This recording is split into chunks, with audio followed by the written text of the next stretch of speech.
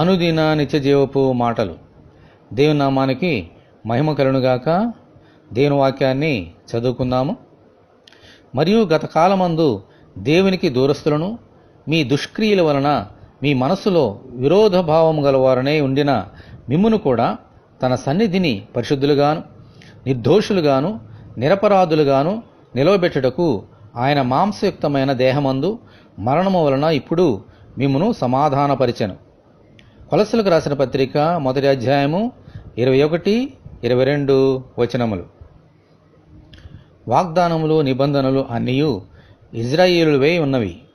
అన్యజనులమైన మనము ఆ వాగ్దాన నిబంధనలకు దేవునికి దూరస్తులుగా ఉండి పరజనులుగా ఒకప్పుడు ఉన్నాము. అందుచేత మన మనస్సులు కల్మషముతో నిండి ఆ దేవునికి చోటేక ఈ లోకములో సమాధానం లేక జీవించాం. అటువంటి మన కోసము దేవుడు తన సొంత కుమారుని శరీరరీతిగా ఈ లోకంలోనికి పంపించి ఆ శరీరం నందు మన సమాధానార్థమైన శిక్ష విధించారు. ఆమేన్. అందుచేత ఇప్పుడు మన ప్రభు అయిన యేసుక్రీస్తు రక్తము ద్వారా పరిశుద్ధులుగాను నిర్దోషులుగాను నిరపరాధులుగాను మార్చబడి ఆ ప్రభు ద్వారా దేవునితో సమాధానము కలిగి జీవించగలుగుతున్నాము. అలాగే ఇజ్రాయేలుతో సహపౌరులుగా జీవించగలుగుతున్నాము. దేవునికి మహిమ కలుగునుగాక. ఆమేన్. ఇటువంటి కృప కొరకు దేవునికి వందనములు చెల్లించుకుందాము.